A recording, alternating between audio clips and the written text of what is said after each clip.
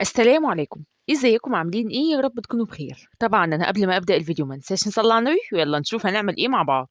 هنعمل بقى الطريقه بتاعت الحواوشي بطريقه كده سهله وسريعه، ولو جربتيه بالطريقه دي صدقيني مش هتبطلي تعمليه. تعالوا بقى مع بعض نشوف عاملينه ازاي.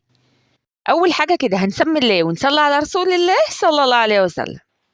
اول حاجه كده يا بنات ابتديت ان انا اسمي الله وجبت الكبه بتاعتي، وهبتدي بقى ان انا انزل بكيلو بصل كده وربع كيلو من الفلفل، او ممكن تستبدليها باي كميه عندك انت عايزاها.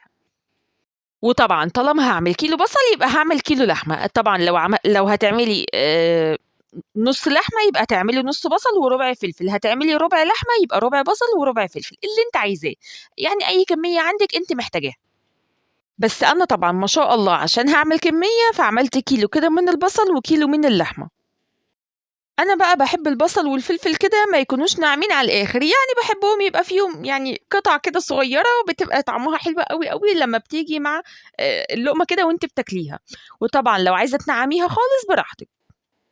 هنا كده بعد ما خلّصت كمية البصل اللي عندي، هابتدي بقى إن أنا أنضّف ورايا، وطبعًا ما ننساش بقى نصلّي على النبي كتير وإحنا شغّالين زي ما اتعوّدنا. معايا هنا بقى كيلو من اللحمة كده المفرومة، يعني هي مش حمرا على الآخر، هي فيها حتّة كده يعني من الدهون، أو حتّة كده من الأبيض، يعني بنسبة 20% أو 25% اللي أنتِ عايزاه، وممكن تستخدميها أحمر بس. بس طبعًا اللحمة البيضا هنا بتخلّيها كده طرية وبتدّيها طعم كده جميل جدًا. هنا بقى أنا كنت نسيت أطلّعها قبليها بشوية كتير كده، فكنت لسه مطلّعاها، فطبعًا اضطريت إن أنا كده يعني أفُكّها بإيدي حتّة، حتّة كده عشان إن هي تفُك معانا كده وتبقى تمام. بس بصراحة إيديّا في الوقت ده كانت مهنِّجة. وهنا بقى كده بعد ما فكّيت اللحمة كده، هابتدي بقى إن أنا أتبِّل اللحمة بتاعتي عادي. حطّيت هنا 3 معالق كده من الملح. يعني هتضبّطي الملح بتاعِك.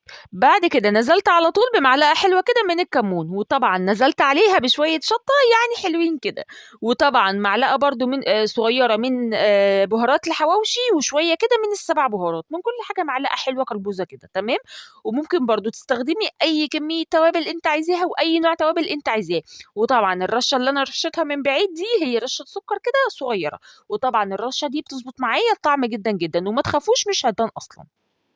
عايزة بقى تحطّي طماطم تمام، عايزة تحطّي خضرة اللي أنتِ عايزاه، بس أنا هنا باستكفي بالحاجات دي بس عشان باحسّها كده بتدّي يعني بتنطّق طعم اللحمة كده فاهمين، بتدّيها طعم حلو أوي، أوي، فأنا باستكفى بس بالبهارات دي يعني الخضار ده.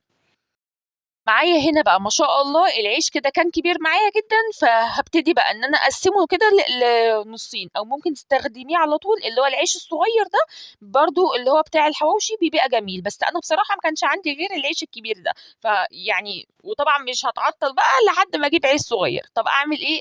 اشتغلت على طول باللي عندي كده، وكان ما شاء الله اللهم بارك كان زي العسل.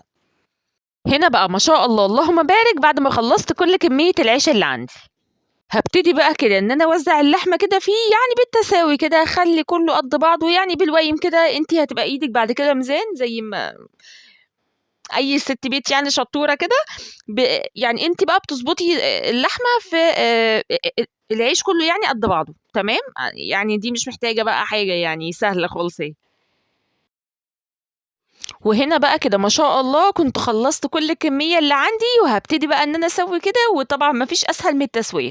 ممكن برضه تدهني صينية كده وتدخّليها الفرن، يعني ترصي فيها العيش كده وتدهنيه بالزيت أو بالسمنة اللي أنتِ عايزاه، وتدخّليه الفرن برضه هيتحمّر ويبقى زي العسل. بس أنا هنا حبيت إن أنا يعني أورّيكم الطريقة دي، والمرّة الجاية بإذن الله إن شاء الله لو عايزين الطريقة بتاعة الفرن اكتبوا لي برضه في الكومنتات. لسه كل ده يا قلب أختِك لسه ما حطيتيش اللايك؟ لأ بجد أنا كده هازعل منِّك، والله هازعل، هاعيّط كده.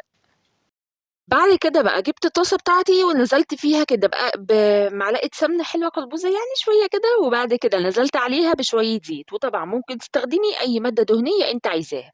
بعد كده بقى نزلت بيها في العيش يعني نزلت بالعيش فيها على طول. إيه الهبل اللي أنا قُلته ده؟ تمام يعني. بعد كده نزلت على طول بالعيش كده في الطاسة، وهابتدي بقى إن أنا أخلّي النار يعني وسط، ولا عالية أوي ولا واطية أوي. تمام كده، تمام. وما شاء الله قطع معايا كمية حلوة كبيرة جدًا، جدًا، فاللهم بارك. قومي اعمليه بقى لو أنتِ محتارة في الغدا بتاع النهارده، قومي اعملي الحواوشي ده بالطريقة دي، صدقيني سهلة ومش هتاخدي في إيدِك كده يعني خمساية كده. لو انت بقى بتعملي الحواوشي بالطريقة دي اكتبي لي في الكومنتات، ولو لسه ما جربتيش الطريقة دي جربيها عشان تكتبي لي في الكومنتات يعني طريقتك انت اللي احسن ولا طريقتي انا اللي احسن، ونشوف مين فينا اشطر. وطبعا طول ما احنا شغالين نذكر اسم ربنا على الحاجة، صدقوني بتفرق في طعم الحاجة جدا جدا وعن تجربة. اكتبوا لي بقى عايزين الفيديو الجاي عن ايه، وعلى فكرة انا برد على كل التعليقات اللي بتجيني، وطبعا بشكر اي بنوتة عسولة كده بتبعت لي كومنت عسل زيها، وصدقيني انا بحبك جدا من كل قلبي. بجد انت ما تعرفيش الكومنت بتاعك بيعمل فيا ايه، يعني بيخليني مزقططة كده طول النهار. هنا بقى ما شاء الله اللهم بارك، بعد كده ما خلصت كل كمية الحواوشي اللي عندي، وطبعا ده غير اللي اتاكل، وده بيني وبينك ما تقوليش لحد. وده بقى كده كان آخر نص معايا، وتقريبا كده جم معايا حوالي 22 نص يعني نص عيش يعني. وطبعا لو العيش معاكي صغير شوية ما شاء الله هيرمي معاكي عدد كبير جدا، وعلى فكرة كلنا منه وشبعنا واتبقى منه شوية كمان والله. هنا بقى ما شاء الله اللهم بارك، عن الجمال أتحدث قليلا. شايفين الجمال؟ اللهم بارك. اكتبوا لي بقى لو حلو كده، اكتبوا لي في الكومنتات ايه رأيكم في الطريقة دي، سهلة ولا صعبة؟